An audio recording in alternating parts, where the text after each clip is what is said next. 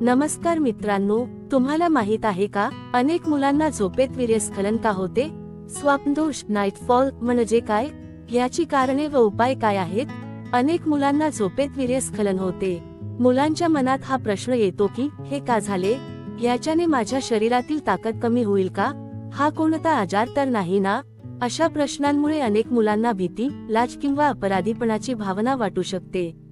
पण खरं काय आहे? स्वप्नदोष म्हणजेच नाईटफॉल यौवनावस्थेत अनेक मुलांना अनुभवायला येणारी एक सामान्य शारीरिक प्रक्रिया असू शकते.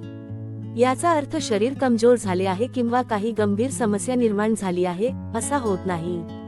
आजच्या व्हिडिओमध्ये आपण स्वप्नदोष म्हणजे नेमकं काय, तो का होतो, किती वेळा होणे सामान्य असू शकते, त्याबद्दलचे गैरसमज कोणते आहेत आणि डॉक्टरांचा सल्ला कधी घ्यावा, हे अगदी सोप्या भाषेत समजून घेणार आहोत. चला तर मग सुरुवात करूया. 1. स्वप्नदोष म्हणजे नेमकं काय? स्वप्नदोषाला इंग्रजीमध्ये नाईटफॉल असे म्हणतात. झोपेत असताना पुरुषांच्या शरीरातून अनैच्छिकपणे वीर्य बाहेर पडणे म्हणजे स्वप्नदोष होय. हे जाणीवपूर्वक केलेले नसते आणि अनेकदा व्यक्तीला सकाळी उठल्यानंतरच याची जाणीव होते. यौवनावस्थेत शरीरामध्ये अनेक हार्मोनल आणि प्रजननाशी संबंधित बदल सुरू होतात. या काळात शरीर शुक्राणू तयार करण्यास सुरुवात करते. त्यामुळे काही मुलांना झोपेत अनैच्छिकपणे वीर्यस्खलनाचा अनुभव येऊ शकतो. सगळ्या मुलांना स्वप्नदोष होतोच असेही नाही आणि प्रत्येक मुलामध्ये त्याची वारंवारिता सारखी सुद्धा नसते. म्हणून मित्राला किंवा इतर कोणाला किती वेळा होतो यावरून स्वतःची तुलना करण्याची गरज नाही. 2. स्वप्नदोष हा यौवनावस्थेत का होतो? यौवनावस्था सुरू झाल्यानंतर मुलांच्या शरीरात टेस्टोस्टेरोन सारख्या हार्मोन्समध्ये बदल होतात. याच काळात अंडकोशांमध्ये शुक्राणूंची निर्मिती सुरू होते आणि प्रजनन संस्था हळूहळू परिपक्व होत जाते. या नैसर्गिक विकासाचा एक भाग म्हणून काही मुलांना झोपेत अनैच्छिकपणे वीर्यस्खलन होते. म्हणजेच स्वप्नदोष हा शरीराच्या विकासाशी संबंधित असतो. पण एक महत्त्वाची गोष्ट लक्षात ठेवा, स्वप्नदोष झाला नाही तरी शरीराचा विकास होत नाही असेही नाही. आणि स्वप्नदोष झाला म्हणून शरीरात काही बिघाड आहे असेही नाही. प्रत्येक व्यक्तीचे शरीर वेगळ्या पद्धतीने विकसित होते.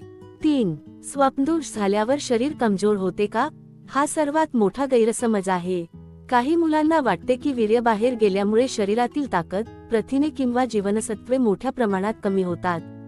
पण सामान्य वीर्यस्खलनामुळे शरीर कमजोर होत नाही. शरीर सतत नवीन शुक्राणू आणि वीर्य तयार करत असते. त्यामुळे एकदा किंवा अधूनमधून स्वप्नदोष झाल्यामुळे शरीराची शक्ती नष्ट होत नाही. स्वप्नदोषानंतर दुसऱ्या दिवशी थोडा थकवा जाणवला तर तो झोपेची गुणवत्ता, मानसिक ताण किंवा इतर कारणांमुळे असू शकतो. म्हणून स्वप्नदोष म्हणजे कमजोरी हा गैरसमज मनातून काढून टाका. 4. स्वप्नदोष म्हणजे लैंगिक आजार आहे का? नाही. सामान्य स्वप्नदोष स्वतःमध्ये लैंगिक आजार नाही. यौवनावस्थेत शरीरामध्ये होणाऱ्या नैसर्गिक बदलांमुळे काही मुलांना असा अनुभव येऊ शकतो. काही वेळा स्वप्नांमध्ये रोमॅन्टिक किंवा लैंगिक स्वरूपाचे विचार असू शकतात, पण प्रत्येक स्वप्नदोषामागे असे स्वप्न असतेच असे नाही. म्हणून सकाळी उठल्यानंतर कपड्यांवर वीर्याचे डाग दिसले तर घाबरून जाण्याची गरज नाही. स्वच्छता करा, कपडे बदला आणि नेहमीच्या दिनक्रमात परत जा. 5. स्वप्नदोष किती वेळा होणे सामान्य आहे? याचे एक ठराविक प्रमाण नसते. काही मुलांना क्वचितच स्वप्नदोष होऊ शकतो. काहींना काही काळ वारंवार होऊ शकतो. तर काही मुलांना स्वप्नदोषाचा अजिबात अनुभव येत नाही. यौवनावस्था, हार्मोन्स, झोप, व्यक्तीचे शरीर आणि इतर अनेक घटकांनुसार अनुभव बदलू शकतो. म्हणून मला महिन्यात इतक्या वेळा स्वप्नदोष होतो म्हणजे मी आजारी आहे किंवा मला अजिबात होत नाही म्हणजे माझ्या शरीरात काही समस्या आहे असा निष्कर्ष काढू नका. फक्त वारंवारिता पाहून स्वतःचे निदान करणे योग्य नाही.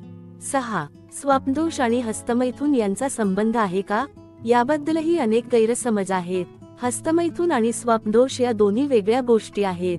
हस्तमैथुन ही जाणीवपूर्वक केलेली कृती आहे, तर स्वप्नदोष हा झोपेत अनैच्छिकपणे होतो. एखाद्या व्यक्तीला हस्तमैथुन करण्याची सवय असली किंवा नसली तरी त्याला स्वप्नदोष होऊ शकतो. त्यामुळे स्वप्नदोष झाला म्हणजे मी काही चुकीचे केले असा विचार करणे चुकीचे आहे. तसेच याबद्दल मित्रांकडून ऐकलेल्या प्रत्येक गोष्टीवर विश्वास ठेवण्याऐवजी विश्वासू आरोग्यविषयक माहिती घेणे महत्त्वाचे आहे. 7. स्वप्नदोषानंतर काय करावे? स्वप्नदोष झाला तर सर्वप्रथम घाबरू नये. ही अनैच्छिक शारीरिक प्रक्रिया असते.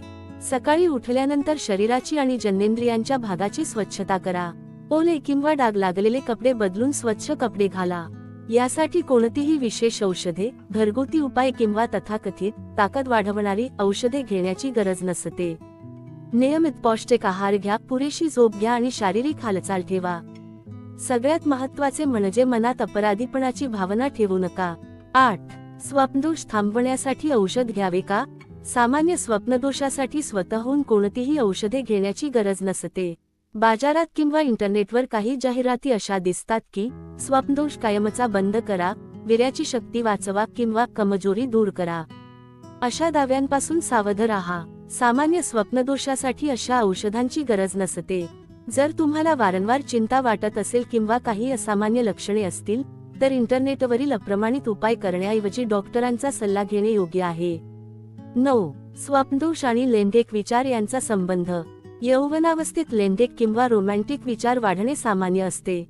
शरीरात हार्मोनल बदल होत असल्यामुळे आकर्षण आणि लैंगिक भावना अधिक जाणवतात. काही वेळा अशा विचारांशी संबंधित स्वप्ने पडू शकतात आणि त्यानंतर स्वप्नदोष होऊ शकतो. पण प्रत्येक स्वप्नदोष हा लैंगिक स्वप्नामुळेच होतो असेही नाही. त्यामुळे एखादा अनुभव आला म्हणून स्वतःला दोष देऊ नका. आपल्या भावना समजून घेणे आणि त्यांच्याबद्दल योग्य माहिती मिळवणे हे अधिक महत्त्वाचे आहे. 10. डॉक्टरांचा सल्ला कधी घ्यावा? बहुतेक वेळा स्वप्नदोष हा चिंतेचा विषय नसतो. पण जर वीर्यस्खलनासोबत वेदना, लघवी करताना जळजळ, रक्त, जननेंद्रियामध्ये सूज, जखम किंवा इतर असामान्य लक्षणे दिसत असतील तर डॉक्टरांचा सल्ला घ्यावा. तसेच स्वप्नदोषामुळे तुमच्या मनात खूप भीती किंवा चिंता निर्माण होत असेल आणि त्याचा दैनंदिन जीवनावर परिणाम होत असेल तरी सुद्धा डॉक्टर किंवा आरोग्यतज्ज्ञाशी बोलणे चांगले आहे. स्वतःहून औषधे घेण्यापेक्षा योग्य कारण समजून घेणे महत्त्वाचे आहे. मित्रांनो, तर आज आपण स्वप्नदोषाबद्दल अनेक महत्त्वाच्या गोष्टी समजून घेतल्या. स्वप्नदोष म्हणजे शरीराची कमजोरी नाही, तो पुरुषत्व कमी झाल्याची खूण नाही आणि तो स्वतःमध्ये एखादा गंभीर लैंगिक आजारही नाही. यौवनावस्थेत शरीरामध्ये अनेक नैसर्गिक बदल होत असतात आणि काही मुलांना त्यापैकी एक म्हणजे झोपेत अनैच्छिक वीर्यस्खलनाचा अनुभव येतो. सगळ्यात महत्त्वाचे म्हणजे प्रत्येक मुलाचा अनुभव वेगळा असतो. म्हणून मित्रांशी तुलना करू नका, चुकीच्या जाहिरातींवर विश्वास ठेवू नका आणि लाज किंवा भीती मनात ठेवू नका. शरीराबद्दल प्रश्न पडणे अगदी सामान्य आहे.